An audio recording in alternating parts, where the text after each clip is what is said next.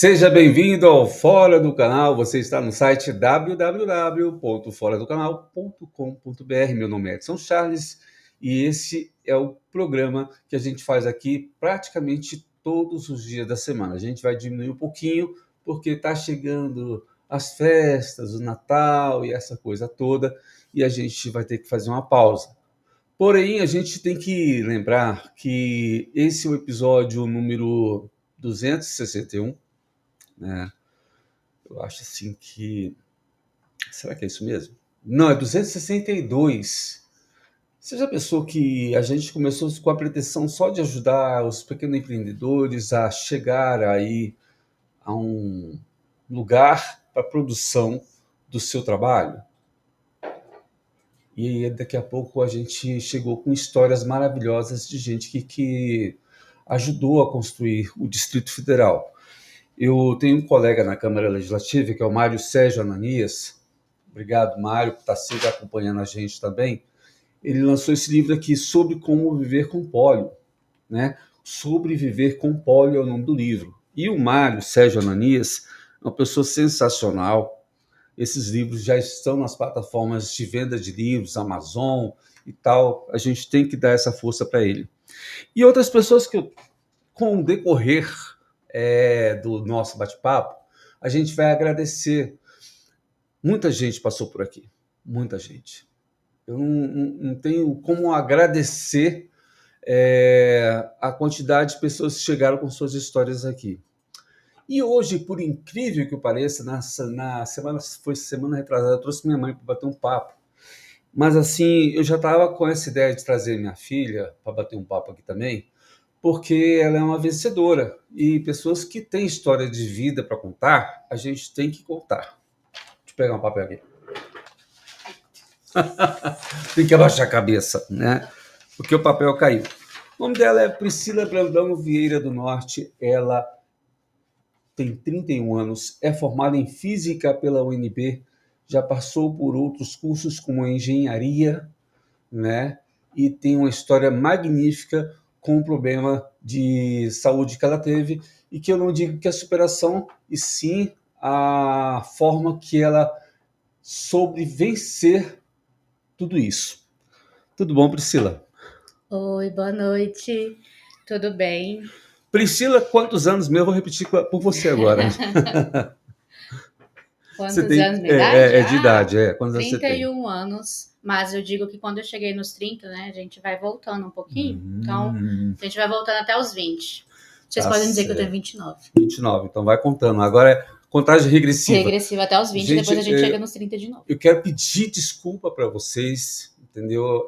Porque a gente habilitou o chat aqui, né? E não está dando para fazer pergunta por aqui, mas lá pelo YouTube, não, lá pelo Facebook também dá para responder. Se você está no site foradocanal.com.br, você clica na bolinha do WhatsApp que vai chegar a mensagem por aqui também. E lá no Facebook você pode localizar Fora do Canal ou canal Fora do Canal, que aí vai acontecer. Eu não sei o que aconteceu, que a gente estava habilitando aqui o chat e desabilitou. Não sei porquê. Vamos lá. Então, Priscila, qual é o seu sonho quando você era criança? Meu sonho era ser pediatra. Pediatra. Pediatra. Eu falava que eu queria ser pediatra. Gostava de brincar de médico. Mas ao longo da vida eu descobri que eu não ia dar conta de cuidar de criança. Ao longo da vida, fez muitas amizades em todas as escolas que você passou. Eu estudei em muitas escolas. Meu Deus, eu acho que eu estudei em 8 escolas, contando as universidades diferentes também. Eu estudei em muitos lugares. Eu não Muitos fiz lugares. só tudo em um lugar só, não. Né? E você estudou no Guará? Eu fiz a escola classe 1, classe 3, Jardim de Infância 302 Norte antes, e o Planaltina teve o Castelinho Feliz, então já foram 4. Depois fui para o CF2, fui para o setor oeste, comecei engenharia na Unip, fiz na Uniplan, fiz na Católica, engenharia civil, não formei. Não formou? Não formei na engenharia civil, larguei no 7º semestre, e aí fui para física na UNB, depois fui fazer mestrado na USP. Então foram muito. Já perdi a conta. Tava contando o dedo e perdi as contas. Mas Caramba. é isso. Então, no decorrer do tempo, muitas amizades. Dessas amizades consolidadas assim desde a infância, lá da infância, quais as que você traz até hoje? Citar é perigoso, né? É Se eu perigoso? esquecer, meu Deus. Mas então, eu tenho amigas. A amiga que eu tenho há mais tempo, que eu conheço de longa data, é a Natália, sem dúvida, assim. Porque a Natália a gente Aham, estudou junto na escola. Não, assim, a Natália a gente estudou junto do início ao fim, ali até o ensino médio, praticamente, uhum, na escola classe 1, no CF2, no ensino médio. Então, a Natália, a gente se conheceu ali em 1999. Tem uma pessoinha que eu conheci em 1997 no Jardim de Infância 302 Norte, que eu reconheci depois de mais velho na faculdade. Wesley também, que a gente tem muito contato. aham, Passou no concurso agora, estou super orgulhosa dele. Tá feliz lá, mudou para Barreiras. Tem também, aí vem Bianca, vem a Marília, todas ali do ensino fundamental, a Bia, Samara, tem o Henrique no ensino médio, a Ju, a Dri, a Jan, a Mai, todas elas do ensino médio também são pessoas que estão comigo o tempo inteiro, sempre. E a galerinha da faculdade, né? Tem a Guida, tem o Sossô, o Branquinhos, muitos Lucas da minha vida que eu conheci ali na UNB, que é basicamente quem é no meu ciclo ainda. E bom, aí tem a galera que vai surgindo no trabalho também. Eu sempre estou uhum. muito rodeada de amigos, mas os que eu estou mais frequentemente saindo são eles. E os amigos que eu roubei do meu irmão também, que ele fala que eu roubei dele, que É. agora estão sempre junto comigo ali também. Vamos lá, a gente tem aí uma história assim, que você é filha de baiana Uhum. e ainda tem uma família muito grande em todos os lados do Brasil. Tem gente na Bahia, tem gente no Maranhão, tem gente no Rio Grande do Sul, tem gente em Minas e outros lugares que eu não Na conheço. Paraíba, Na Paraíba Paraíba também, tem bastante gente vimos bastante também. gente também, né? E É, você, além de ser rodeada por muitos amigos, são de muitos familiares que te querem muito bem, né? graças a Deus, na minha rede de apoio ali. Se eu não tivesse a rede de apoio que eu tenho, talvez eu não desse conta de enfrentar tudo que a gente enfrenta, né? Tudo que uma pessoa com deficiência, tudo que uma pessoa com doença séria enfrenta ao longo da vida. Uhum. A rede de apoio é realmente fundamental, assim, minha família, meus irmãos, meus pais, meus avós, meus tios, todo mundo ali que está junto comigo também. É, é a rede de apoio, né? É a rede de apoio que a gente precisa ter, senão a gente. Não Uhum. só quem tem deficiência, não só quem tem lúpus, todo mundo precisa ter uma rede de apoio. Bom, a gente vai chegar lá no lupus, né? Mas eu quero saber assim, você passou o ensino médio e no ensino médio você estudou outras línguas. Fala pra gente aí. Parte da minha vida eu estudei espanhol, né? Praticamente a minha infância inteira, dos Aham. 9 aos 17 anos. E depois que eu viajei para o exterior, eu descobri que eu não sei muito espanhol, não. Mas, mas dá para me virar bem. E Fiz inglês também. Não, uhum. eu entendo um pouco do inglês, mas meu inglês não é muito bom. Tenho que melhorar bastante. Tô me aventurando ultimamente no coreano também, porque eu virei uma dorameira de primeira, né? Então tô me aventurando aqui em falar coreano. O que que é um dorameiro? Dorameira é a pessoa que assiste muita série coreana. Muito drama. É Muito Durama. dorama. Drama. Gente, que seria drama. Que seria drama. Uhum. Drama. Aí eu, como assisto muito, eu gosto muito de assistir série coreana, eu fui aprendendo algumas coisas, aí fiquei curiosa para conhecer a língua e fui Aham. enfrentando sozinha ali a língua. Caramba, vamos lá. Você que está assistindo a gente, como eu falei já, a gente esqueceu de habilitar no YouTube o chat para bater papo para fazer perguntas. Porém, se você está no mobile, se você está no celular, você pode mandar mensagem para a gente para o nosso WhatsApp que está lá no celular. Para quem está no Facebook, pode interagir com a gente mandando mensagens.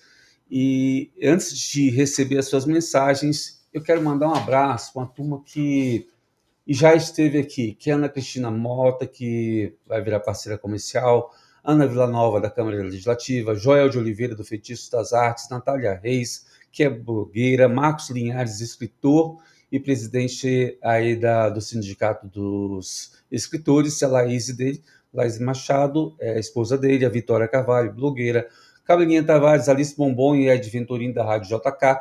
Abraço para Pedro Vaz, André Portela, Kátia Lígia, que já veio acho que ela veio do Nordeste para cá para falar um pouquinho da vida dela, e a gente conseguiu uma audiência com o presidente lá na Presidência da República. Não foi com o presidente, foi com o pessoal da Presidência da República, a Kátia Lígia, a Solange Bezerra, do Sintasb, a Silene Almeida, veio várias vezes aqui, a Eliede, do Sindicato dos Endividados, que é bom falar disso, que todo mundo é endividado. Todo funcionário público que faz empréstimo no BRB está endividado e é super endividado, e a gente trouxe várias histórias aqui. Daqui a pouco eu falo um pouquinho mais, dando essa abertura para você perceber que a gente vai falar o seu nome aqui. Se você mandar uma mensagem para a gente, fique à vontade para perguntar alguma coisa da Priscila, contar alguma fofoca, revelar alguma coisa aí e tal, né? Fofoca não.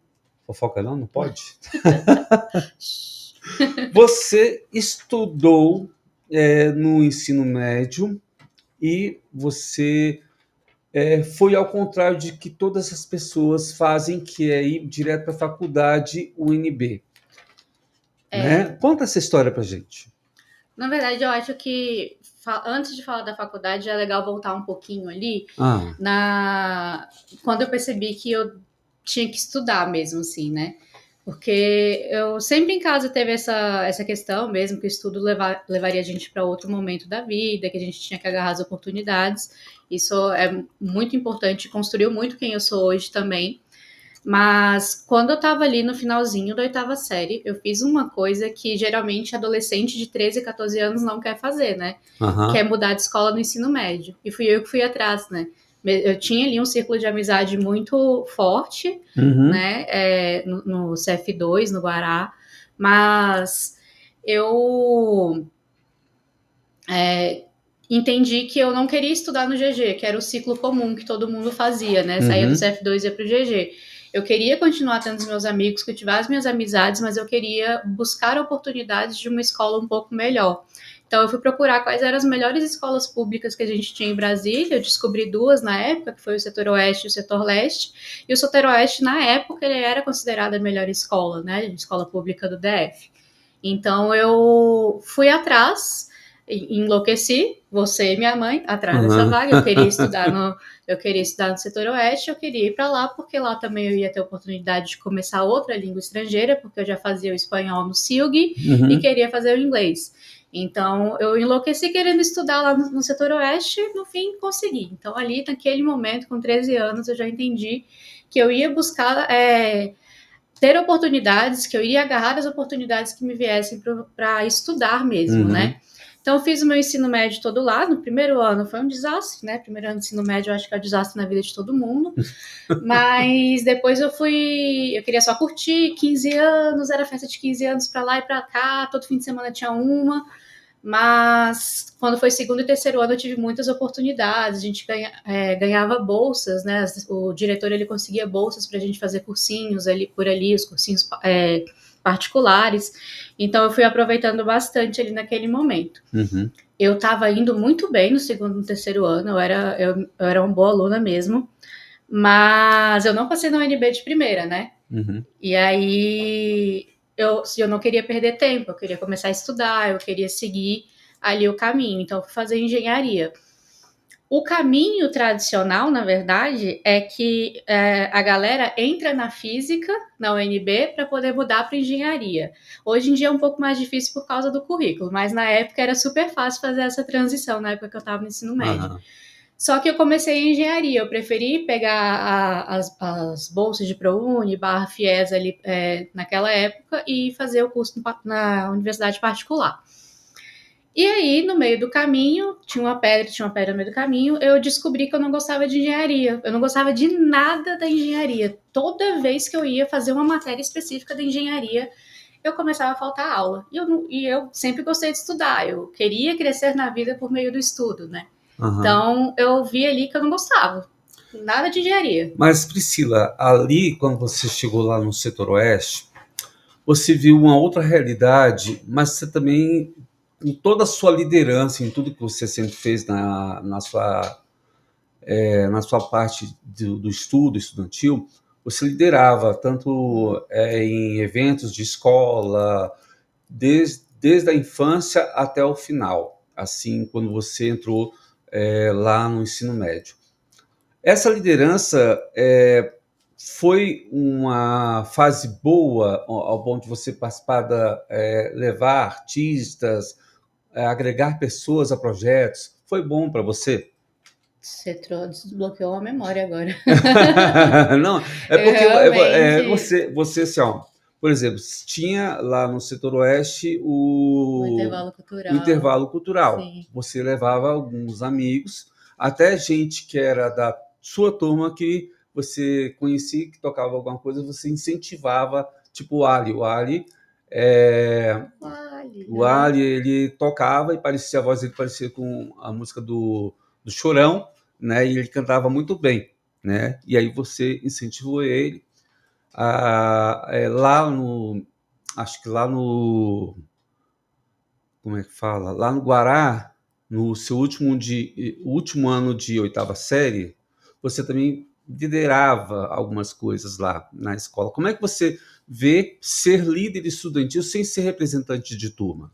É engraçado, né? Eu não fui representante de turma em nenhuma das minhas turmas, eu Aham, acho. sim. Mas eu sempre estava envolvida em tudo que envolvia a escola inteira e não só a minha turma. Uhum.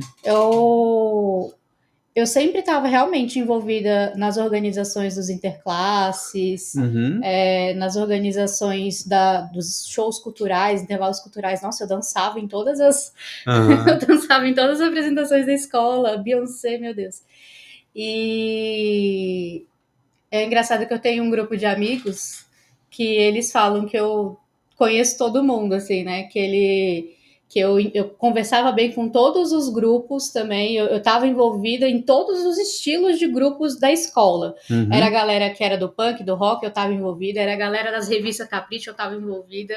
Eu realmente sempre tive muito essa facilidade de conversar entre os grupos e de ter essa postura mais de liderança mesmo, né? Eu sempre ia atrás das festas juninas, eu que queria participar, ganhar, liderar aquele processo. Eu sou muito competitiva também, né? Aham, sim. E no setor oeste também não fui representante de turma, mas estava envolvida ali com comissão de formatura. Tanto na oitava série eu estava envolvida, também estava envolvida na comissão de formatura do ensino médio. Eu sempre estive muito envolvida nessas questões de liderança, mas eu nunca participei de um grêmio estudantil e nem fui líder de turma. Hum. Se eu fui, eu não me lembro, não me recordo agora, mas eu acho que eu nunca fui direto mesmo, assim, uma líder de turma. Mas assim, você sempre gostou de música e fazia aula de flauta na A oitava flauta, série, a toco até flauta hoje doce, ainda. né? Eu fiz flauta, na verdade, eu fiz coral na sexta e na sétima série. Falar série envolve revelar a idade, né? Porque agora não é mais Uhum. série, é ano. Mas é, eu fiz coral, canto coral. Eu até cantava bem, mas aí com o tempo eu fui tendo alguns problemas de saúde que minha voz ficou ruim. Certo. Mas tocava flauta na sétima e oitava série e toco até hoje. Às vezes ainda tenho gosto de tocar, queria tocar piano também, mas ainda não cheguei nesse nível, não. Mas Mas vai tenho chegar, vontade de vai tocar chegar, vai piano também, chegar. é legal. Tem tempo ainda. O Uhum. pessoal fala assim, eu tô velho. Não tá, Ah, não. sempre tem um tempo. Agora, sim, como você falou, você fez engenharia civil, Uhum. né? Você começou em que faculdade? Foi na Unip. Primeiro na Unip. Já tinha FIES naquela época? Uhum. Foi pelo FIES. Pelo FIES. E por que transferiu? Porque, na verdade, naquela época, a Unip não foi pelo FIES, a Unip foi paga. A Unip Ah, foi paga o tá. primeiro semestre inteiro. Uhum, Aí eu transferi para a Uniplan, porque na Uniplan tinha o FIES. uhum, Aí eu não tinha mais condição de continuar pagando o curso. E aí eu fiquei naquela dúvida: volto para o pré-vestibular, volto a estudar para a UNB ou continuo o curso? uhum, Naquele momento era tudo lindo ainda, porque eu só estava tendo aula de física e matemática, que era o que eu gostava. Só uhum, tinha física e matemática, física e matemática. Então a gente estava feliz ainda, né? Então eu fui uhum. continuar no curso e, pô, uma mulher engenheira na família, né? Assim, vamos seguir. Era uma turma que só tinha eu e mais 3 meninas, de 100 Aham. estudantes na turma da Uniplan. Então éramos 4 mulheres só. Aí eu segui na Uniplan até a segunda crise do lúpus, que foi quando eu comecei a repensar um pouco. Quando você teve a primeira crise de lúpus? Com que idade? Com 18 anos. 18 anos. Eu descobri o lúpus com 16 anos. Uhum. Os sintomas começaram com 14, lá no ensino médio. Eu tenho as marcações dos sintomas dos 14 aos 16, assim. Foram 2 anos para descobrir. E com 18 anos foi a primeira crise. Eu nunca estive em remissão desse tempo todo, mas foi quando me parou mesmo, assim. Falou, olha, para aqui agora, senão você não vai dar conta. Mas o lúpus, assim, já não é, ainda é uma doença que ainda não é muito divulgada, não é muito difundida, principalmente no Brasil, e você passou por muitas fases de desengano até chegar a conhecer o que era lúpus mesmo, não era? Então, o lúpus, assim, para começar, né, tem 15 anos, mais ou menos, que eu descobri a doença, e há 15 anos atrás, não se falava muito. Então, o primeiro médico que eu fui foi quando eu comecei a ter dores articulares, e foi bem no médico certo que eu deveria ir mesmo, que era o reumatologista. Só que tinha muito cruzamento de diagnóstico do lúpus, da doença lúpus, com alguns vírus. Então, toda vez que eu fazia um exame desse vírus, o Epstein-Barr, ele dava positivo. E toda vez que eu fazia os exames do lúpus, eles davam positivo. Então, por não se ter muito conhecimento na época, não se falar tanto, né, na época ainda também, o médico me passou para o infectologista. Aí eu comecei esses pulinhos, né, de médico em médico, infecto, depois eu fui reumato, infecto, hematologista, depois voltei para o reumatologista, fui para o ortopedista, fiquei fazendo esses pulinhos assim. Quando eu comecei a ter queda de cabelo, emagrecimento, infecções, eu estava tendo muita infecção recorrente, aparecia uns furúnculos assim enormes nesse processo. Aí eu voltei para o reumatologista, né? Que foi quando ele diagnosticou corretamente, mas foi outro reumatologista. No site da Sociedade Brasileira de Reumatologia, que eu andei pesquisando, fala das seguintes sintomas do lúpus: lesões de pele, as lesões mais características são as lesões avermelhadas em maçãs no rosto e dorso do nariz. Eu fiz aqui o desenho no rosto, né? Porque eu tive bastante essa lesão, mas foi mais quando eu descobri mesmo. Fica um desenho de uma borboleta. Irônico, eu tenho medo de borboleta. E o desenho que fica no meu rosto quando eu tô em crise é uma borboleta. Dor e inchaço, principalmente nas articulações e mãos, né? Inflamação na pleura ou pericárdio, membranas ali que recobrem o pulmão e o coração. Inflamações no rim, né? Eu posso dizer que acompanhei muito essa fase. Alterações do sangue podem ocorrer em mais da metade dos casos e a diminuição de glóbulos vermelhos que causa anemia e os glóbulos brancos, que é a leucopenia, e dos linfócitos, que é a linfopenia, ou de plaquetas, que é a plaquetopenia, né? Plaquetopenia. Plaquetopenia. Nossa, é um trava-língua. É um trava-língua, né? Agora, vamos lá.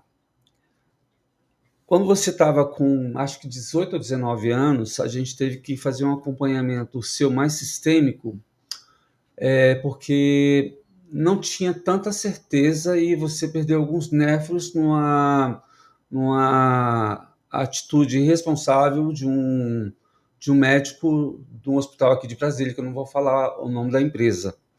Mas, assim, naquele momento que você estava passando por isso, você tem recordação das dores onde você sentia? Tá, eu vou pegar um gancho para chegar nessa resposta, que dessas, a primeira crise que eu tive, na verdade, não foi a renal ainda, né? Não a primeira foi a renal. crise foi a crise da inflamação da pleura, que você citou um dos exames aí. Então, eu já falei, né, da lesão de pele, que eu tinha mesmo. Agora eu tenho menos, ela aparece mais quando quando eu faço tratamento. Sim. Mas dor e inchaço nas articulações também já diminuiu bastante. Eu quase não tenho mais esse acometimento. Mas eu tive essa inflamação na pleura, eu tive que fazer uma cirurgia porque teve muito líquido no meu pulmão. E depois, mas foi mais tranquilo, foi uma crise que controlou fácil, fazendo essa cirurgia rápida e tomando os remédios do pulmão direitinho, resolveu.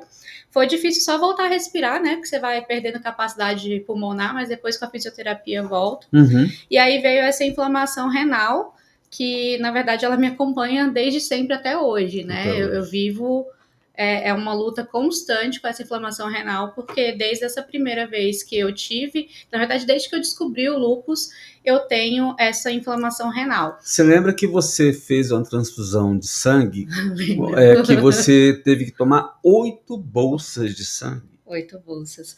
Então, essa inflamação renal, basicamente, o que ela gerou na minha vida, né? Ela trouxe muita coisa. O meu rim, ele, desde dessa época, ele não é saudável. Eu nunca vou ficar 100% boa do rim, porque eu tenho uma esclerose renal, eu tenho uma inflamação, uma lesão renal, que é característica do lúpus. Essa é a principal característica, uma das coisas que mais acomete é o rim, assim, né? E esse episódio que você citou, né, que teve a transfusão, que eu tive esse erro que eu passei, foi o episódio de uma biópsia, que inclusive, para mim, eu enfrento tudo muito bem. Eu acho que eu sou muito boa de enfrentar essas situações.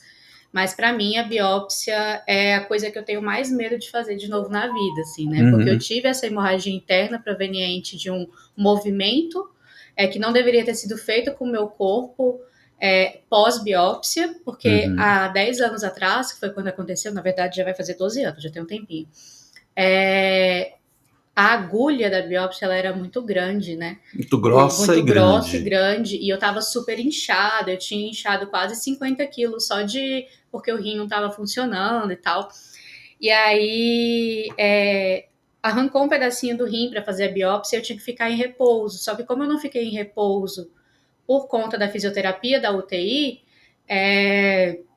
eu acabei tendo hemorragia interna em que eu perdi 75% do sangue pela ferida do rim. E aí eu passei a noite inteira passando mal, com pressão caindo, tava com pressão alta, ela foi caindo, caindo. E eu não tive o atendimento médico que eu deveria ter tido, mesmo na UTI. Eu não tive o retorno do médico que deveria estar me acompanhando, ou dos enfermeiros que deveriam estar me acompanhando ali. Mesmo quando era solicitado, porque minha mãe estava comigo, a gente não tinha esse retorno, né? Daí, quando trocou o plantão, que a gente viu que estava tendo hemorragia, segui para fazer o estancamento, descobri esses dias, inclusive, que eu tenho ainda tenho clips no rim, né, que para poder fechar a hemorragia, eu descobri esses dias na tomografia que eu fiz. E aí eu lembro, e esses dias, passando por essa situação do rim de novo, voltou muito forte essas lembranças para mim, assim, né? De acordar na mesa da tomografia para fazer a tomografia e esquecer de novo o que aconteceu no meio do caminho, de acordar na mesa da cirurgia, esquecer de novo o que aconteceu no meio do caminho e de acordar entubada com um monte de bolsa de sangue pendurada e com a minha família inteira dentro do meu quarto da UTI. Com amigos, com família, com aquela sensação de tipo assim, sou eu mesmo que tô deitada aqui? Será que eu tô vendo de fora o que tá acontecendo? Será, sabe? Foi uma coisa muito louca, porque eu não podia falar, tava entubado. E aí tava todo mundo ali, com cara vermelha, tias que eu não via há um tempão. Eu falei, meu Deus, morri. Mas não morri, tô aqui, não sou fantasma, não sou fantasma. Mas, enfim. E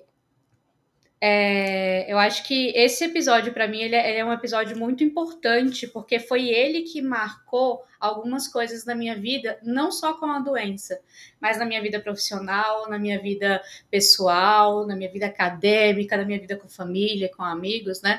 Porque eu renasci. Dia 10 de fevereiro de 2012 foi o dia do meu renascimento, né? Então... 2012 você estava com 19 anos. Ia fazer 20. Você passou 22 dias numa UTI e semi-UTI, foi isso? Não, foi mais de 30. Foi mais de 30 dias, de um né? mês. Não, na mesmo período? Não, foi mais de um mês que eu fiquei no hospital direto. Direto, né? E você ali, só no UTI foram 22 dias. UTI foi bastante tempo. E você ali, embaixo daquilo tudo, você estava em período escolar? Você teve que licenciar da escola Estava na faculdade, estava no 5º semestre de engenharia civil. E aí eu afastei, esse semestre eu afastei, porque eu tive que começar a fazer quimioterapia, eu tive que começar a fazer corticoide em dose alta, primeira vez que fiz o corticoide, né? E aí, então ali eu não dava conta mesmo. E eu saí do hospital e voltei, né, depois para o hospital com outro acometimento que não era renal. Então, assim, com um mês de diferença, eu tive acometimento cerebral, que foi um dos que está aqui nessa lista também, que fala que é menos frequentemente, e eu fui premiada com ele. Eu tive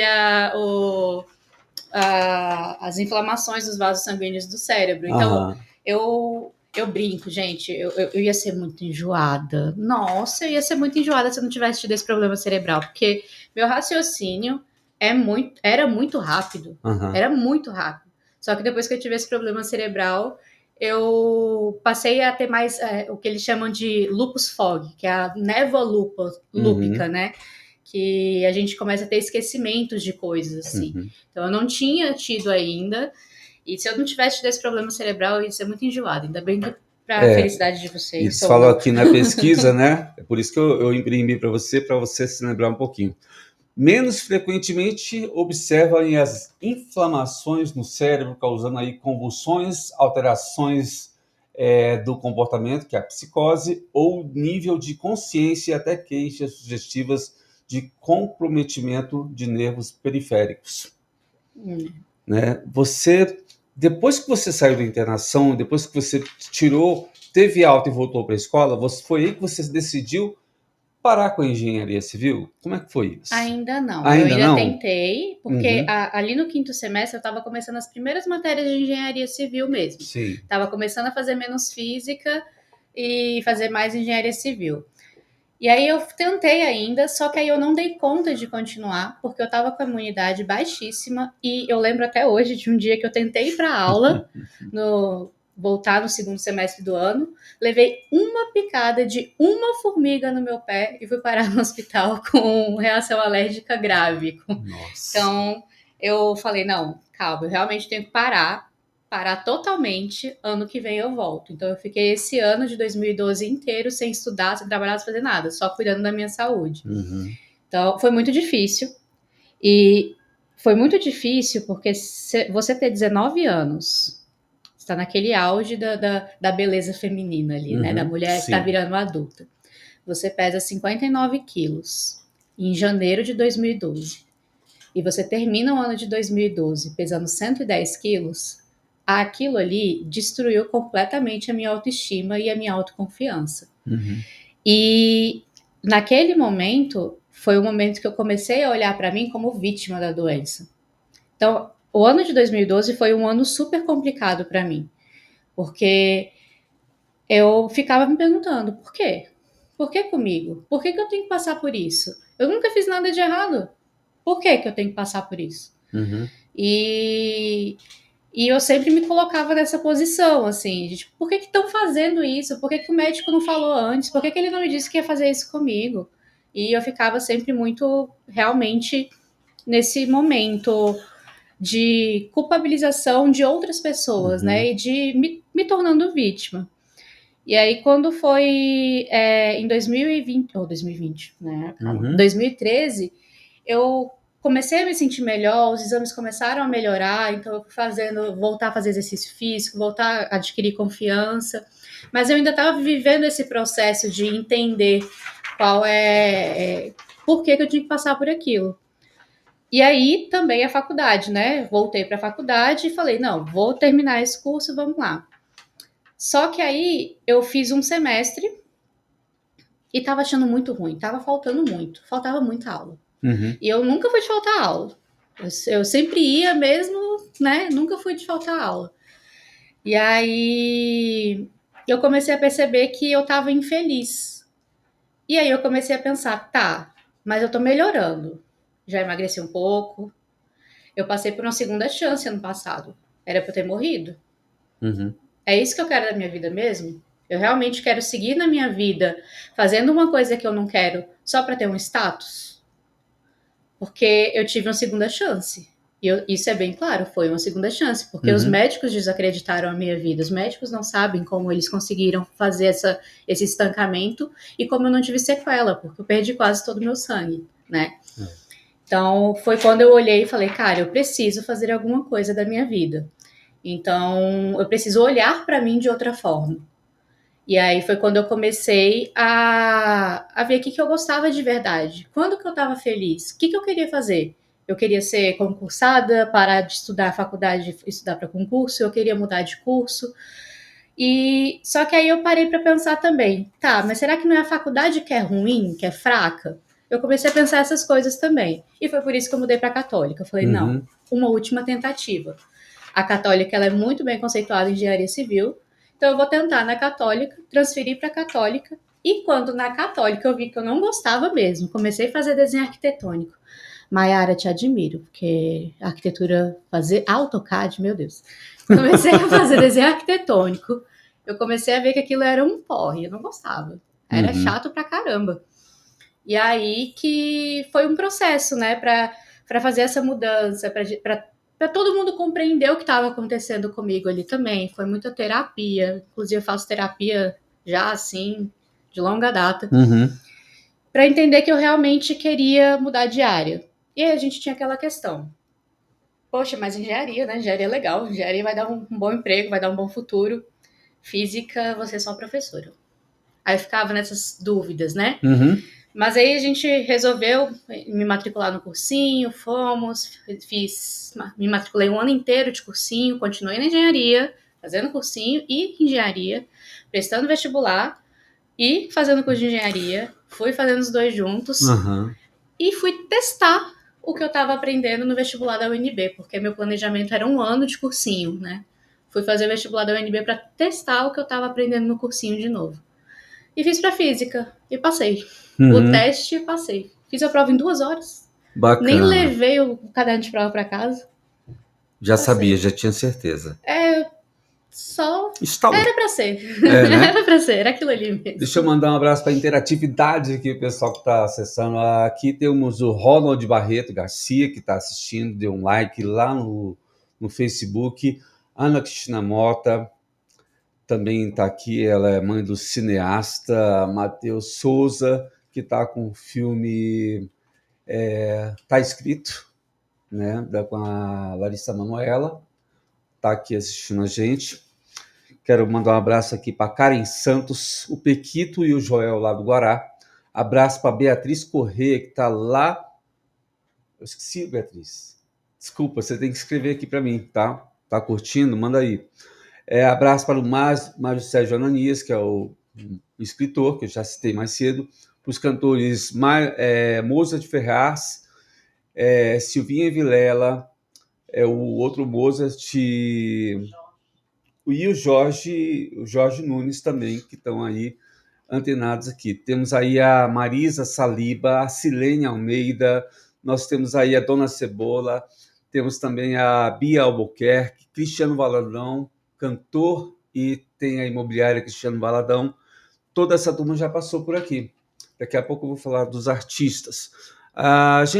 Eu tentei aqui habilitar o chat do YouTube, a gente vai pedir depois que o Lucas corrija isso aí para os próximos episódios, tá? Mas tem muita gente assistindo aqui. Gente, se você não consegue participar do chat, deixa uma mensagem, compartilha, manda uma mensagenzinha para a gente, que aí a gente consegue ver aqui.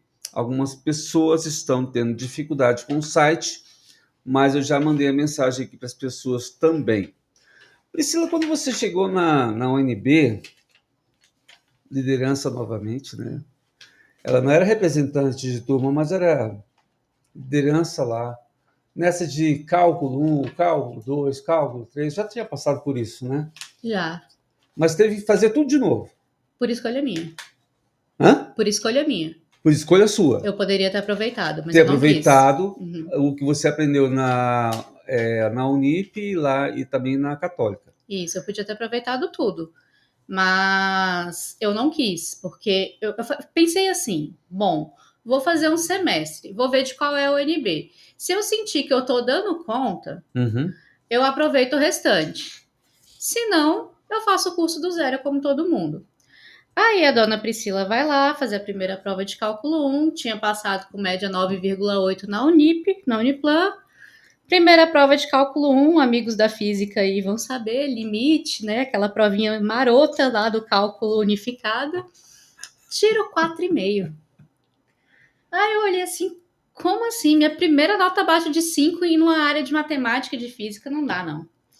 Aí eu vi que era, o rolê era completamente diferente, que era melhor eu fazer o curso todo do zero, como se eu nunca tivesse feito nada.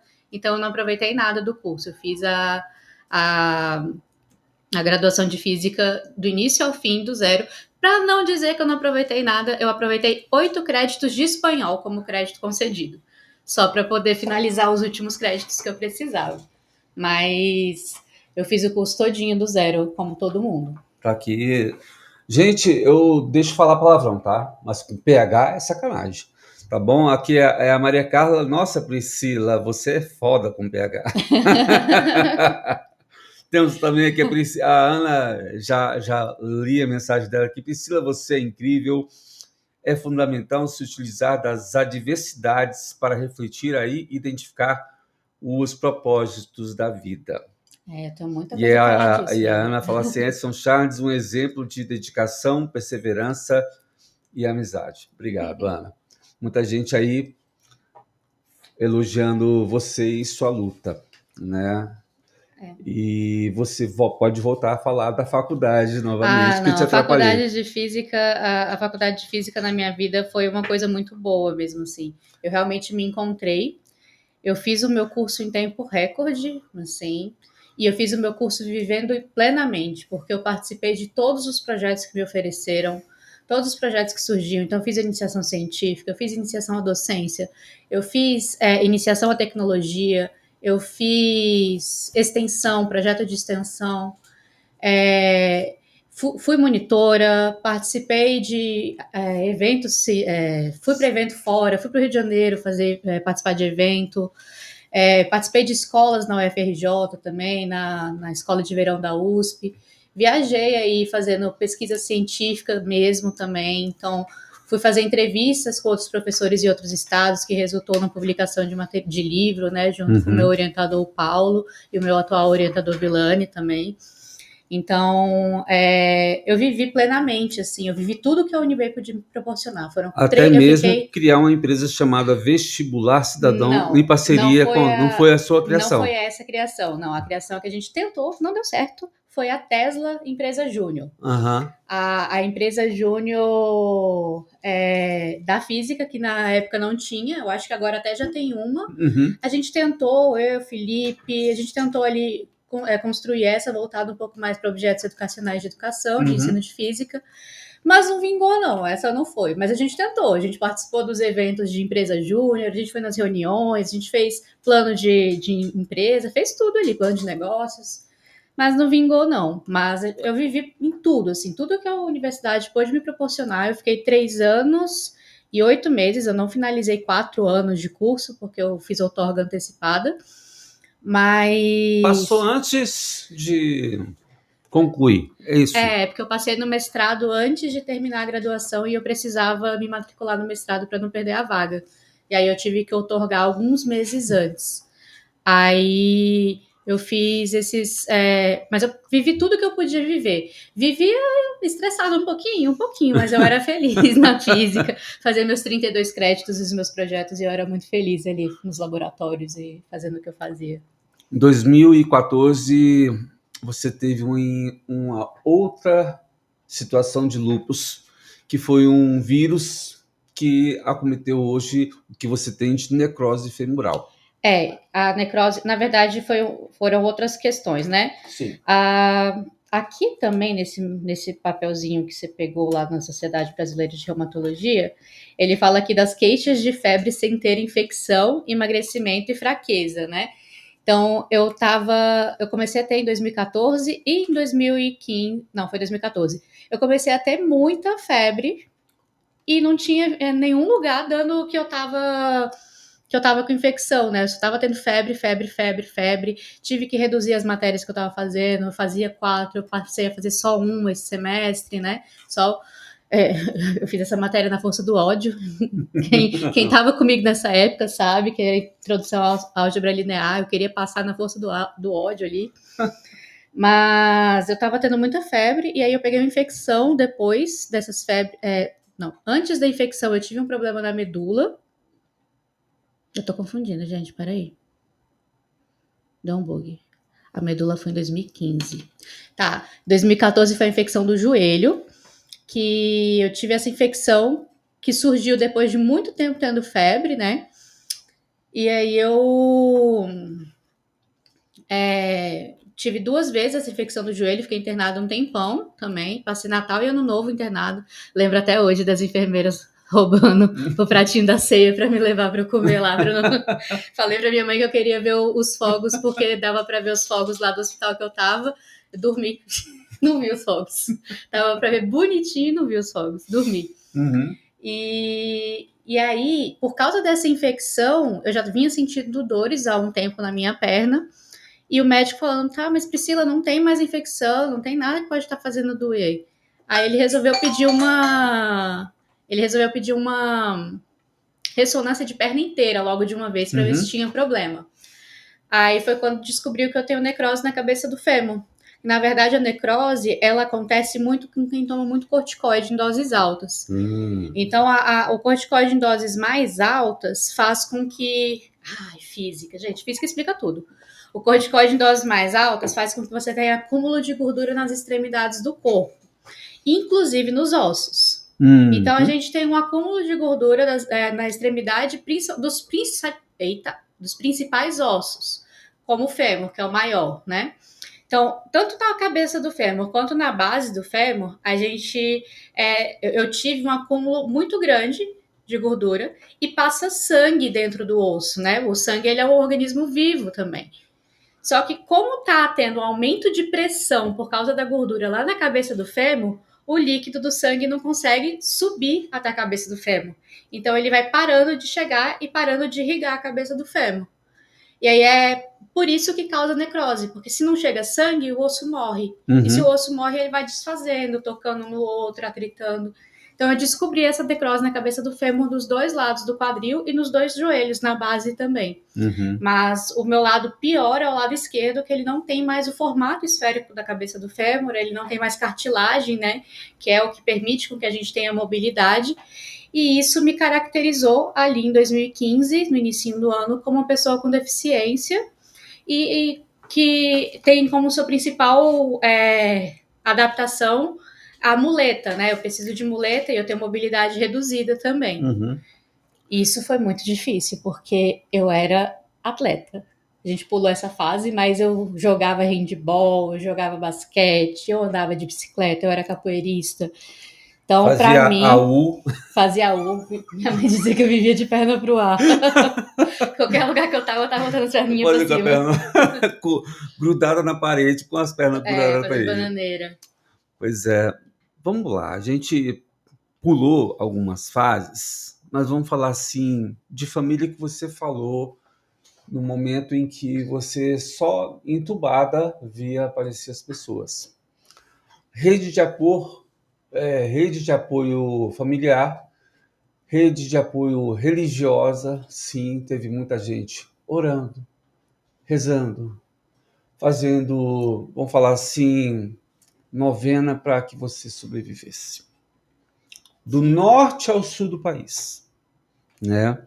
Priscila é uma pessoa muito querida e naquele momento ali, eu estava com sua mãe lá e pedindo doação de sangue. Nossa, quantas vezes cheguei a mandar para colegas do jornalismo, na televisão, Rede Globo, porque em outros momentos eu já ajudei algumas creches, até a Divina Providência, eu e sua mãe.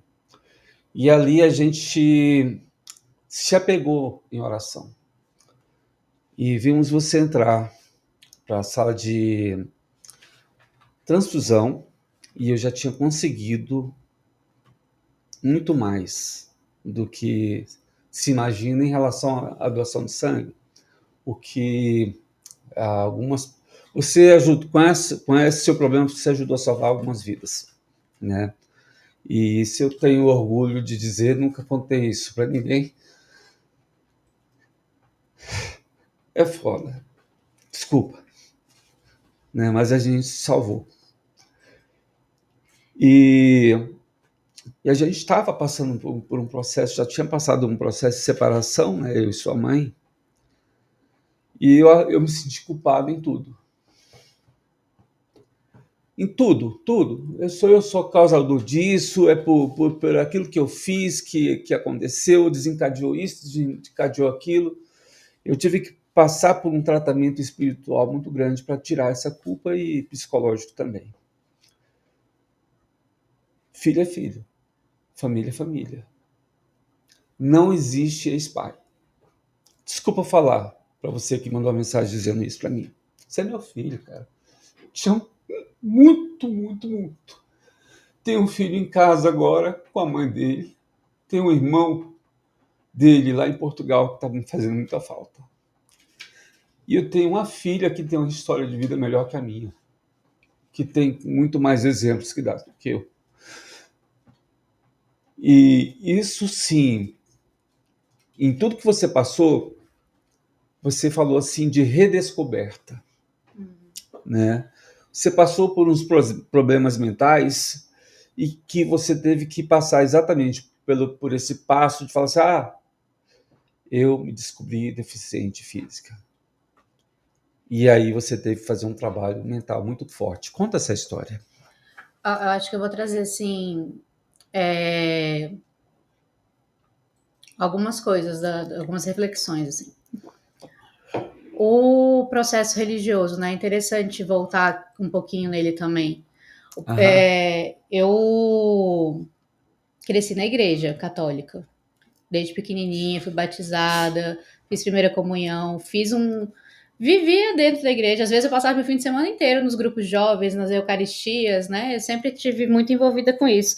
Como vocês podem ver, eu sempre me envolvi em tudo. Eu acho que talvez eu seja um pouquinho meio doidinha da cabeça. Mas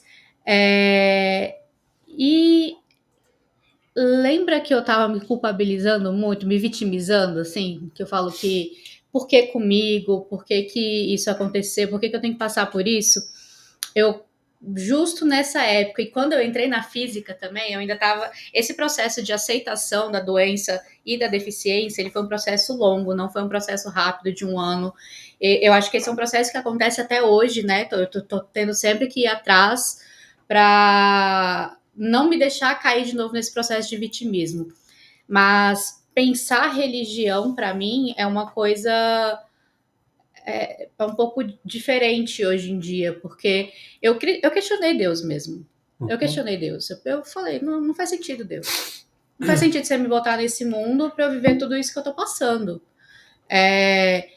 E aí eu questionei a religião também quando entrei na física, né? Porque a gente começa a olhar a ciência como a ciência, e aí eu falar, olha, realmente não faz sentido, ele não me colocaria para viver isso se ele existisse. Então eu comecei nesse processo. Só que aconteceu uma situação comigo tão interessante uma vez, eu estava com a tia Bene no hospital, e eu acho que eu nunca posso duvidar, assim, não além desse fato de eu ser um milagre, uma prova viva de um milagre, né? Porque eu sobrevivi àquele momento que não era medicamente possível explicar como eu sobrevivi, mas eu estava fazendo uma sessão de quimioterapia, a tia Ben estava comigo no hospital nesse dia, e ela estava passando o canal até que ela parou num canal de igreja, né? E aí o padre começou a falar que tinha uma menina jovem que estava sentada num leito de hospital naquele momento assistindo ele, que ela estava em dúvida com a vida, ela estava em dúvida, achando, estava se vitimizando. E a tia Beni, para quem não conhece minha tia Beni, minha tia era freira, né? Então ela tem uma ligação muito forte com Deus também. E aí tia Beni tava ali ela, falando para mim, ele tá falando com você. Eu falei, não tá não, ele tá falando com você. Eu falei, não tá não. Aí tia Beni ajoelha no chão para agradecer, e o padre fala, ela tá com a tia, que ajoelha no chão. Aí, naquele momento, para mim, assim, foi uma coisa que eu sei que eu posso não seguir a religião hoje, religião em si, mas eu tenho a minha crença, eu acredito em Deus, eu tenho a minha espiritualidade, minha fé comigo o tempo inteiro, né? Uhum. Então, hoje eu não sou uma pessoa que frequenta a igreja católica o tempo inteiro, que tá ali todo domingo na missa, mas eu sou uma pessoa que reza, que ora e que agradece e que pede também, né? Uhum. Então, eu tenho esse processo ali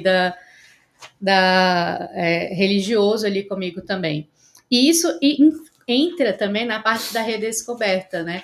Porque à medida que você vai tendo que mudar todo o seu estilo de vida por causa de uma deficiência, passei por muito. Gente, eu tenho médicos maravilhosos na minha vida. Eu tenho médicos assim que eu não largo de forma alguma.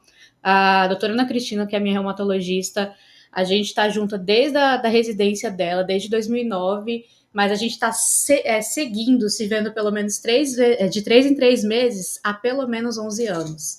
Então, eu tenho médicos maravilhosos, mas eu já peguei médicos muito ruins na minha vida. Sim, médicos que não estavam nem um pouco interessados no meu problema de saúde. Então, tive médico que falou para mim que ia arrancar minha articulação e que eu ia andar de andador. Tive médico que virou para mim que falou que eu não podia mais fazer exercício físico de jeito nenhum, que eu não podia mexer minha perna. Então, foi assim, assustador, porque eu tinha 22 anos. Eu tinha 22 anos e comecei a ouvir que eu não ia poder mais fazer tudo o que eu fazia. E eu nesse processo de vitimismo, né, ainda, vivendo nesse processo de vitimismo. Mas chegou um momento que eu percebi que não é mais sobre o que fizeram comigo. E isso está muito mais claro agora que eu estou mais madura. Não é sobre o que fizeram comigo. Não é mais o que outra pessoa está trazendo para mim, está causando em mim ou causando na. Enfim, não é a ação de outra pessoa. Uhum. É o que eu estou fazendo com o que fizeram de mim. É qual é a ação que eu vou tomar daqui para frente para que porque sou eu que estou incomodada. Uhum. Então, o que eu vou fazer para que eles não façam mais isso comigo? Claro que não é fácil, não é só falar da boca para fora. Uhum. Às vezes eu consigo tomar essa ação do ponto de vista da minha saúde, mas aí eu deixo o lado pessoal e profissional ali e esqueço que eu tenho que levar essa frase também para esse outro lado.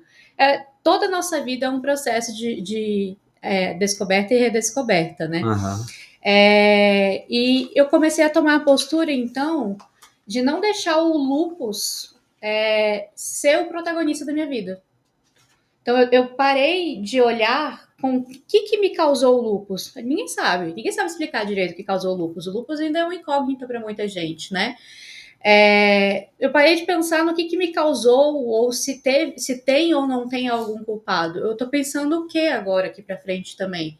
O que eu posso fazer para que eu não sofra mais com isso?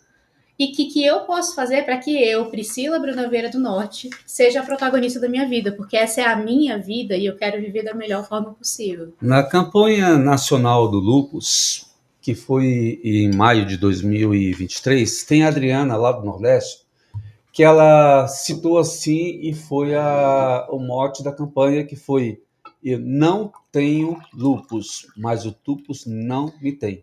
Eu tenho lupus, mas o lupus não me tem. A menina e o lupus, né? A menina e o lupus, ela é a Adriana, né?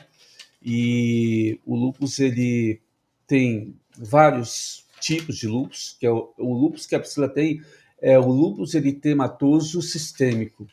Porém, a gente tem outros lupus, papel sumiu. Tem o lupus cutâneo, o lupus cutâneo. E o induzido por drogas. Exatamente, né? Então a gente tem que fazer pesquisa, tá, gente? Você vai fazer um bate-papo e você pega uma pessoa mais inteligente, você tem que ir até o nível da inteligência da pessoa, né? Então eu tive que estudar, né? E principalmente com ela, que ela é muito inteligente, a gente tem orgulho disso. Tem outras fases e histórias de vida de Priscila que realmente tinha que ser um livro. Ela disse que não tem paciência, mas se ela for rebuscar tudo que ela já fez, até mesmo quando ela foi empregada do Marista, ainda é empregada do Marista, né? Ela fez alguns projetos junto com os estudantes na orientação que foi o estudo de elaboração de questões autocorretivas, que é o desenvolvimento do rodo. Não, Foi, são foi, dois foi projetos. dois O de projetos. estudo corretivo foi das questões autocorretivas foi na graduação, que é Na a graduação, extensão, extensão e do o curso. rodo é o rodo de luz ultravioleta, que a gente fez na época da pandemia. Eu, Mafê, a Kelly e o Abner, né? Uhum. E o Rafael, o que era técnico de laboratório, meu colega da física também, que agora já está sala de aula lá brilhando também. A gente construiu um rodo de luz ultravioleta a partir do que os meninos queriam fazer, né? Do que eles queriam pesquisar para poder matar e higienizar a escola contra o coronavírus. Aí eles, Isso foi na época do foi na época do corona, foi em corona. 2021. Uhum. É. Você rendeu uma publicação na revista Educação. Legal de Exatamente, lembrar. exatamente. Está aqui projetos que incluem meninas na ciência e tecnologia.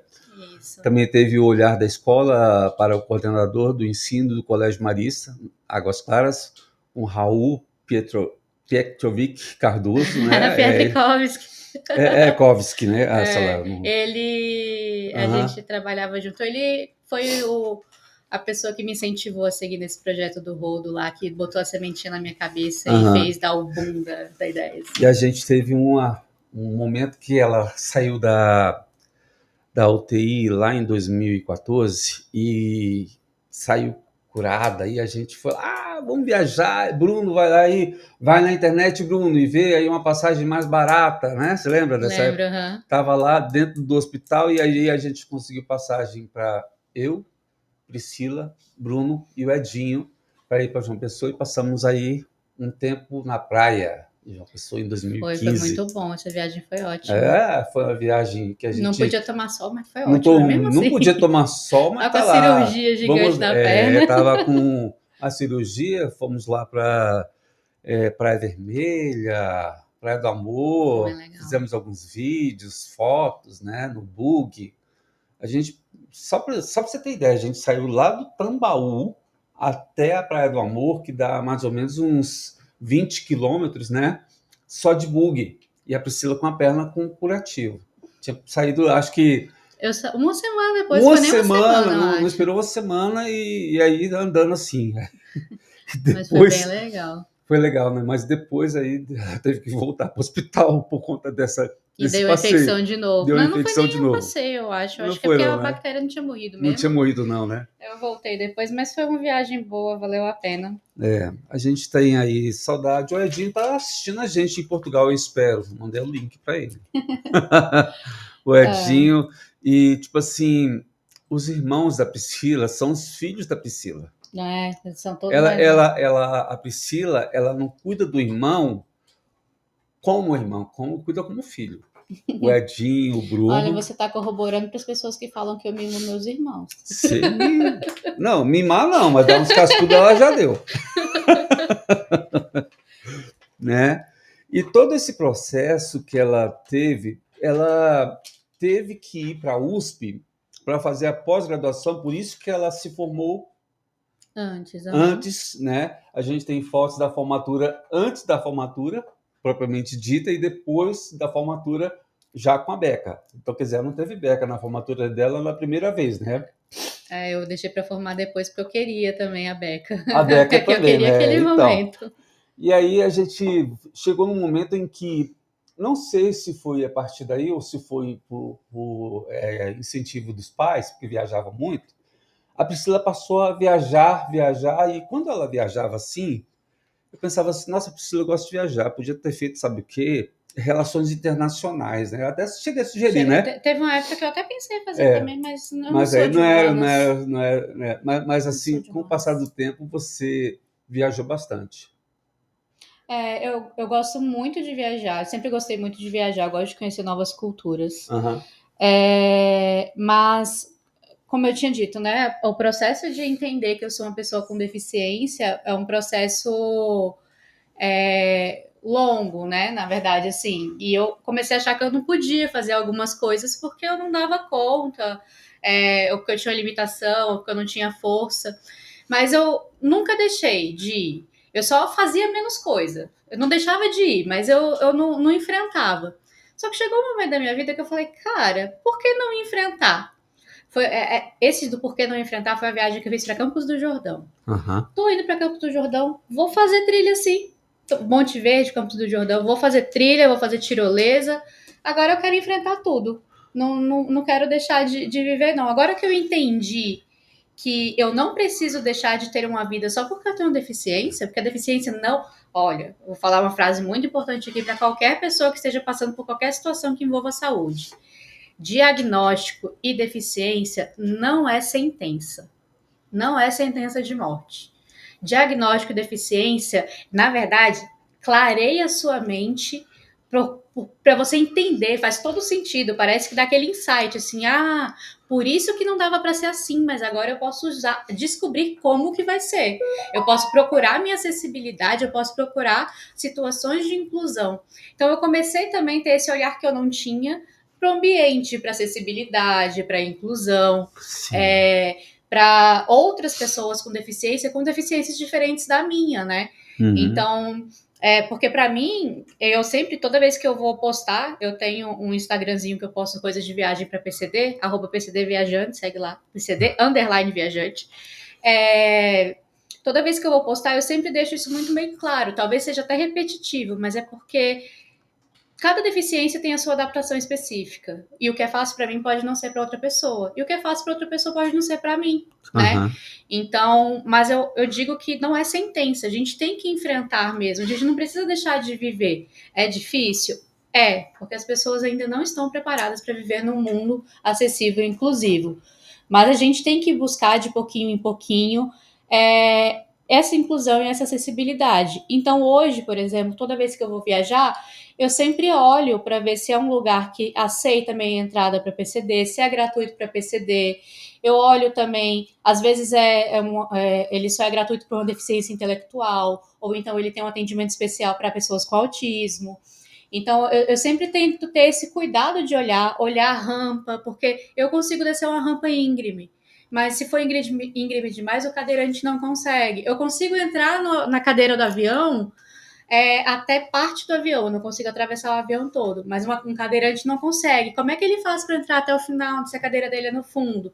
Então, tem Uhum. todas essas questões que hoje eu tenho esse olhar e que eu vejo que eu posso ir mais além também, que eu posso ajudar quem está querendo viajar e não vai porque acha que a deficiência é um impeditivo ou porque acha que a doença é um impeditivo também. A gente lá atrás, há 40 anos, eu posso falar, a gente tinha muitos apelidos. A pessoa falava assim, fulano anda de muleta, é aleijado, né? A gente tinha problemas aí que as pessoas falavam. Hoje a gente está mais atento. O lance da gordofobia, né? E outras coisas mais, né? E eu, quando criança, eu convivi com muita gente. Surdo e mudo. Foi meu melhor amigo de infância, ele era surdo e mudo. Eu entendia ele, me entendia e sei em libras. Eu tinha um amiguinho negro, entendeu? E que a gente se dava muito bem, enquanto falava assim, primeiro era com o deficiente auditivo, né? Tá lá o doidinho e o mudinho. Eu ouvi muito isso. Tá lá o doidinho e o neguinho. E isso para mim eu carrego por muito tempo, porque eu nunca tratei ninguém com preconceito, e hoje a coisa que mais fala é de bullying, de preconceito, e hoje eu tenho uma filha PCD. Para chegar à definição, foram anos e anos para a gente sair desse pensamento, né? E o pessoal fala assim, se fosse o que eu ouvia lá atrás, há 40 anos, há 30 anos, para falar com minha filha, eu era para estar matando alguém. E hoje eu vejo essas pessoas que têm essas dificuldades, e eu vou falar, eu tenho uma palavra que eu não gosto de ouvir as pessoas falarem, que é: ah, essa pessoa superou, é muita superação. Gente, Perfeito. Não é superação, não. A gente não. Falar que a gente está superando alguma coisa, que você. Enfim, falar que é superação, você está assumindo que tem coisa errada e você está colocando a pessoa com deficiência no lugar de vítima. Tem uma coisa que o capacitismo ele acontece em situações bem não são tão escrachadas mais como era antes, né? Então, agora você deu o exemplo, o surdo-mudo. Não, a gente falou de só surdo, né? Ou deficiência auditiva é melhor ainda. auditiva. Deficiência auditiva é o jeito certo de se chamar. Pessoa com deficiência, não é pessoa com necessidades especiais. Porque não é que ela tem necessidades especiais, é uma pessoa É uma como qualquer pessoa outra como que qualquer tem uma outra. deficiência, né? Então, não é doidinho, mongoloide, é pessoa com autismo, transtorno do espectro autista. Então, a gente tem que ir mudando aos poucos esse vocabulário. E tem uma coisa que eu acho muito legal, que eu vi um dia, e aí eu carrego para a vida, assim, também agora. Toda vez que eu chamo muita atenção de criança, Sim. por causa da muleta. Então, criança sempre quer tocar, criança sempre quer saber, e pergunta para a mãe, assim, pô, o por que ela tem isso? Por que ela tá andando com isso? E uma resposta muito comum é que, ela tá dodói. Não, gente, eu tô saudável, eu não tô dodói, não. Então, toda vez que alguém chega para mim e fala assim que eu vejo uma mãe e aí eu peço licença, eu converso e falo, não, eu não tô dodói, né? Converso com a criança. Isso Aham. aqui é porque eu preciso de ajuda para andar. Você já viu que tem gente que precisa de colocar um negócio no ouvido para ouvir? Não é porque tá dodói, é só porque ele precisa de mais uma ajuda, igual o cachorro precisa de uma coleira para não fugir. Então, assim, a gente vai tentando mudar essa questão, né? Porque andar com muleta, andar de cadeira de rodas, não é necessariamente que a Não é, pessoa se a está pessoa doente. como É, eu. é, é uma tecnologia assistiva, ela está ali para ajudar aquela pessoa a viver a vida em plenitude, porque a gente tem esse direito garantido em Constituição. Nós não somos discriminados pela nossa deficiência. Nossa Aham. Constituição garante que a gente é uma pessoa, assim como as pessoas típicas, né? Então, Exato. eu acho muito interessante trazer essa questão do capacitismo e desses termos que são utilizados no capacitismo, que eram muito Exato. utilizados Já antigamente já a gente também. vai até falar um pouquinho do vocabulário do PCD na aviação. Entendeu? Aguarde aí. Eu falei isso aí porque quando eu falei assim, olha, o doidinho e o mudinho e tal, é porque eu tive estrabismo, né? E uma prima minha falou assim, você sofre das vistas, né? Priscila, você já pensou se a pessoa chega assim para você, você sofre com isso, né? Gente, não é sofrimento, Não não é é? superação, né? A gente tem a capacidade de chegar igual a outra pessoa. Uma vai um pouquinho mais rápido que a outra, mas isso não quer dizer que é falta, não é não? Uhum, exatamente. Cada um tem o seu tempo de E o desenvolvimento. PCD viajante, PCD underline viajante, que é o perfil que ela criou exatamente no momento em que ela estava como coordenadora do Marista, também Especialista, especialista. especialista, Uhum, né? É especialista. Conta, especialista. conta essa história pra gente. Então, eu saí de sala de aula, né? Eu trabalhava em sala de aula como professora de física, e aí eu saí de sala de aula para trabalhar com formação de professores, né? E aí, nesse processo da formação de professores ali, eu tinha que viajar para o Brasil inteiro. Eu tenho, né, que estava fazendo essas viagens pelo Brasil inteiro, porque a gente tem Marista. Marista é uma instituição mundial, né? Tem no mundo inteiro. Mas aqui no Brasil são 95, 96 escolas. Então a gente saía viajando para fazer essas formações de professores. E aí eu fui aprendendo ao longo dessas viagens que existem termos muito específicos para facilitarem a vida da pessoa com deficiência, mas que não são ditos. A Uhum. gente não acha fácil assim. Então isso foi uma experiência adquirida mesmo assim nas minhas viagens, né? Que são as pessoas com deficiência que precisam de apoio apenas para poder chegar até o portão de embarque. Então, eu vou pegar como exemplo uma pessoa com deficiência intelectual que pode se perder dentro do aeroporto, mas ele consegue ir andando tranquilamente. Então, ele vai ter um apoio de uma pessoa para levar ele até o portão de embarque dele e lá ele consegue embarcar, porque ele não tem deficiência física. A gente chama isso de uma pessoa, o pessoal, a gente, né? Eu me sinto mal comissária de bordo já. O pessoal da aviação tem uma sigla para isso, né? Que é WCHR, essa pessoa que não precisa de apoio. Aí tem o WCHS, que é a pessoa que precisa que seja levada de cadeira de rodas porque ela não consegue andar longas distâncias, mas ela consegue embarcar direitinho se tiver que subir ou descer a escada. O problema dela é andar longas distâncias. Então ela vai ser levada ali com cadeira de rodas, que é uma WCHS. Aí tem o WCHC, que é a pessoa que vai que ela precisa, ela não consegue subir e descer escadas. Na verdade, é ao contrário. O C é o que vai ser levado até ali a porta, mas o que não sobe e desce escadas é o outro. Enfim, esses terminhos de letra não precisa preocupar tanto, não. Precisa preocupar é como eu vou dizer para a empresa aérea, né? Aham, sim. E aí, o que acontecia comigo? Eu comecei a pegar muito voo que não estava parando na pista de pouso, e aí eu tinha que ficar subindo, que não estava parando no portão de embarque, aí eu tinha que ficar subindo e descendo a escada do avião, né? E aí um dia eu fui perguntar no guichê. Aí a moça me disse assim: se você vier aqui antes do seu voo, você consegue o suporte para não precisar subir dessa escada ou o suporte até seu portão de embarque com cadeira de rodas. Então a primeira coisa que eu aprendi, cadeira de rodas eu tenho direito no aeroporto. Não preciso andar mais aquele aeroporto de Brasília com 50 portões. Aham. A cadeira de rodas, o pessoal da empresa aérea vai me levar até o meu local, até eu sentar. E aí, tem 3 termos que são muito importantes para quem tem deficiência poder viajar mais assim, né?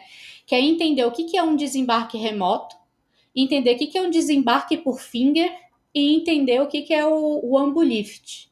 Se a gente sabe essas 3 coisas, mais avisou no guichê lá também que precisa da cadeira de rodas, a gente não passa dificuldade para viajar. O desembarque remoto é quando o avião para ali na pista de pouso, ou seja, necessariamente você vai ter que subir e descer a escada para poder sair do avião. Sim. Se você não consegue subir e descer a escada, você vai pedir o AmbuLift, que é o elevador que vai te tirar do avião e te deixar na porta de desembarque do aeroporto. Uhum. Então, aí eu já ganhei ali o AmbuLift também. E tem o desembarque por finger, que é o corredorzinho que a gente entra, que é quando a gente não precisa descer a escada, sair do avião até o chão, já vai direto pelo corredor. Então, é sempre muito importante você avisar que você é uma pessoa com deficiência ou que uma pessoa precisa de auxílio naquele momento, se você tiver com o pé quebrado ou qualquer outra coisa, você avisa lá no guichê na hora que você faz o check-in, eles vão te dar todo esse suporte e na hora que você entra no avião você pergunta, o desembarque é remoto ou o desembarque é por finger? Porque se for remoto, você fala que precisa de AmbuLift. Se for por finger e você não precisar de suporte mais para sair, você só sai do avião tranquilamente. Uhum. Então são coisas que a gente vai adquirindo, né? Com o passar do tempo, Com o passar né? do tempo, e eu percebi que eu podia estar ali também ajudando as pessoas a viajarem mais sem esse medo de ter que passar por dificuldade lá dentro do aeroporto, né? Uhum. Então, é isso. Eu criei o perfil para poder ajudar o máximo de pessoas que eu consegui com essas experiências que eu fui criando ali. 2 perfis no Instagram. Eu tenho o meu mesmo e Uhum.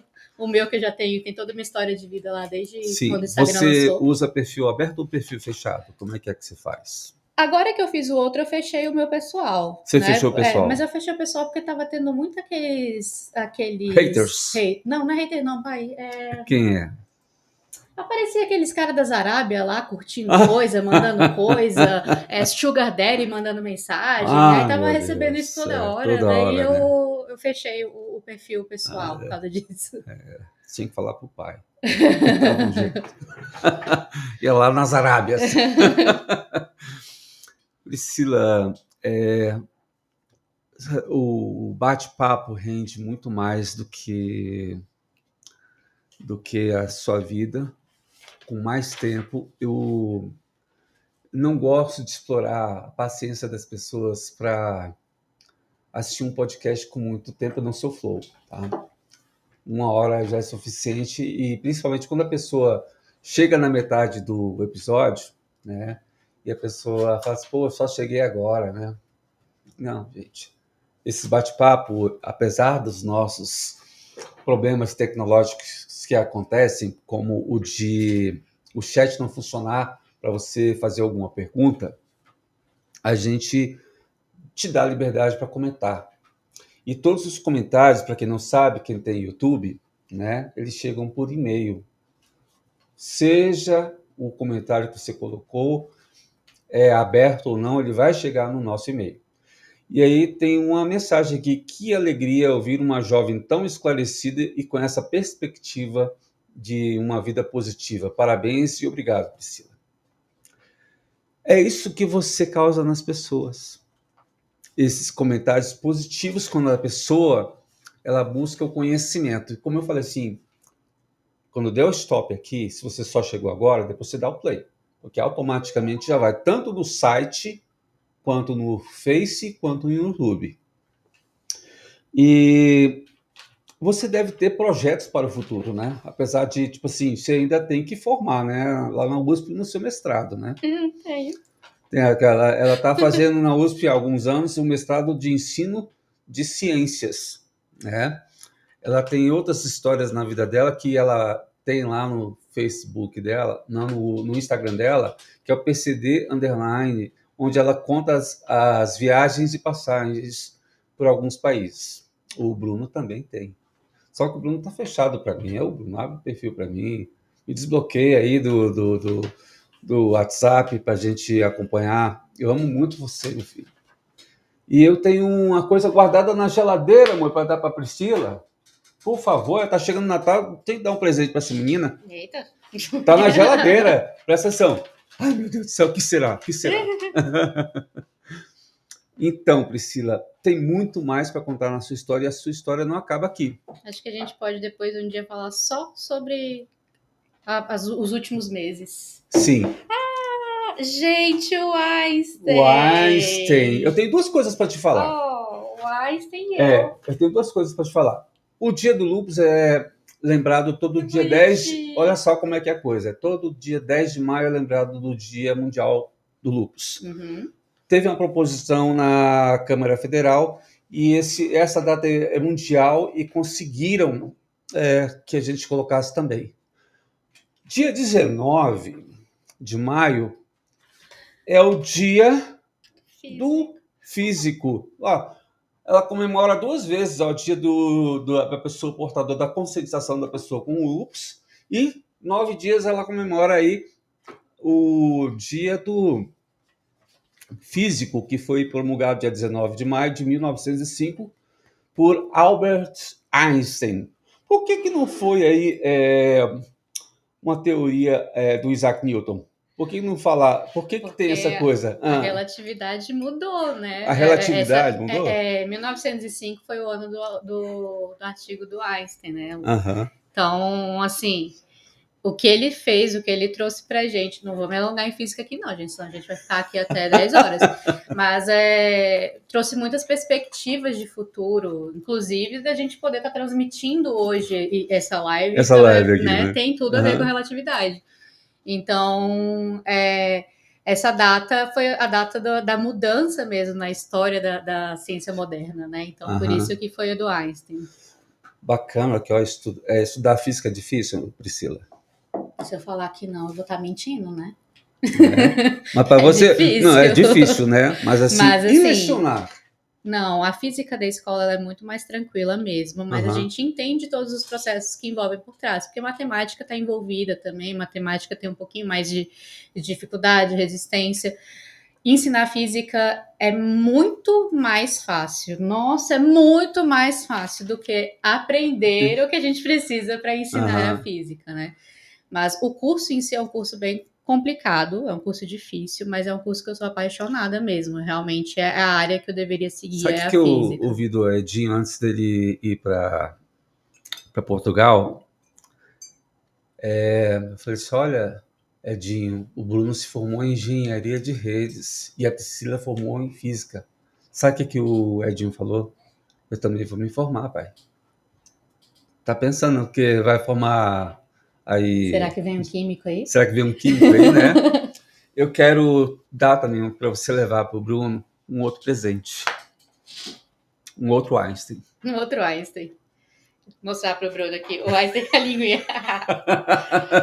Ó, engenheiros. Ó, Bruno, tem um pi aqui. Engenheiros falam que pi é igual a 3, mas pi não é igual a 3, tá? Você sabe, né, Bruno? Do outro lado tem a foto Do dele. outro lado é você. Esse aqui é em Malta, ele tava em Malta nesse aqui. Aham. Obrigada. Desculpa parecer estar distante. Desculpa você estar morando lá na Q30, eu morando lá em Águas Claras e eu não poder visitar vocês. Talvez um medo, um receio, talvez um pouquinho, às vezes um pouco de falta de maturidade, né, Bruno? Mas a gente sente falta todos os dias, sim, todos os dias. Eu e a Cleo, a gente está em oração por você, pelo Bruno, pro Edinho. Um dos maiores baques que eu tive na minha vida não foi só você ter se acometido desse problema de saúde que você teve, mas assim, foi a falta também, quando você falou assim, será que minha filha merece isso? Por várias vezes ela falou, sim, por que comigo? Mas por que, meu pai? Será que eu tenho culpa nisso? Sempre orei por você. Pelo fato de sentir meio culpado no meio do caminho, por ter feito algumas coisas erradas que eu fiz, sim, e assumo, eu quero te pedir perdão. Se eu fiz alguma coisa de mal, que você tenha sentido mal, tanto para você quanto para o Bruno, quanto para sua mãe. Eu sou uma pessoa cheia de falhas. Eu queria ser perfeito, eu queria ter a formação que você e o Bruno têm hoje e que o Edinho está galgando. Eu estudei fotografia. Passei por muitas coisas. As pessoas chegam para mim assim, Edson, eu quero entrevistar você. Cara, é difícil porque tem muita coisa escondida aqui. E muita coisa eu falo um pouquinho em cada episódio. Mas contar a história da minha mãe, que ela sempre conta as mesmas histórias, a gente quer ouvir de novo, que tem 81 anos. Eu não tive um tempo com mais de uma hora com minha filha durante todos esses anos. E eu tive hoje minha filha. Eu queria muito conversar com vocês, ter esse tempo para vocês. Desculpa se eu tive essa falha. Mas eu amo você, minha filha. Sempre te amei. Sempre te amei. Também te amo, pai. Bruno também. Dói um pouquinho no coração a mágoa que eu posso ter deixado de ter feito alguma coisa que não foi o que vocês pensavam. Mas eu tô aqui, minha filha, para dizer que eu te amo você, amo o Bruno, amo o Edinho, tá? E todas essas pessoas, meu primo que está lá no Maranhão agora, o Valdinar do Norte, que deixou a mensagem aqui agora, que a gente recebe a mensagem vai para a tela. Eu tenho que falar de vocês, familiares, parentes, pessoas. O Valdinar fala assim, parabéns pela participação, Pri. Você é um amor. O Valdinar, o Márcio, o Márcio Graciano, parabéns, Priscila, Deus abençoe, você é top. Tem muita mensagem, é o que eu falo, gente, manda. O chat lá não funcionou. Eu vou ver tudo, me mande. Eu Manda quero mensagem ver. lá, ela vai rever o episódio. A Priscila, ela não se contenta só em fazer o ao vivo, não é, Priscila? E você que chegou agora, fique sabendo que esse é o episódio 262. A gente gosta de fazer isso. Eu e minha esposa que estamos aqui gostamos de fazer isso. Se eu não citei alguma das pessoas que já passaram por aqui, quero agradecer o conteúdo que vocês me deram nesse tempo todo, no ano de 2023 e 2022. A gente está chegando no ano de 2024 e eu gostaria de, além de ter você como contribuinte, como colaborador com o conteúdo e com a sua história, eu queria ter você como parceiro comercial para vender a sua empresa aqui dentro do Fora do Canal, que tem mais de 40 mil pessoas que veem só pelo YouTube, que eu não divulgo muito. É tanto que eu divulgo mais o site, mas tem 3 milhões de acessos só no site desde que começou o site. Então pensa assim, venha ser parceiro, venha ajudar, venha contribuir, venha colaborar. A gente conta a sua vida, conta a sua história e cresce junto com você, e você cresce junto com a gente. Quero agradecer, Priscila, quero que você deixe aí suas menções Ah, para eu as pessoas, agradeço né? todo mundo que está aí ouvindo, que participou, que construiu comigo a minha história. Tem os planos para o futuro que quem está comigo sabe ali qual é e que eu estou muito contente por poder compartilhar com vocês. Um dia eu volto aqui para contar o que é, vou deixar esse gostinho. Mas obrigada por fazerem parte da minha vida, obrigada por terem me acolhido quando eu precisei também, quando estava mais difícil, e por me ajudarem a construir a pessoa que eu sou hoje. Obrigada pelo convite também, pai. Obrigado, Priscila. Te amo. Também te amo, minha filha. Te amo vocês, família. Tá? A gente volta com o próximo Fora do Canal. Encerra logo, pelo amor de Deus. Calma, você me atrapalhou. Ai, putz, A Atleta lá na operação tá tão emocionada quanto eu e que ela não consegue encerrar o programa. Ah, é aí? Ah, tchau, gente. Até mais.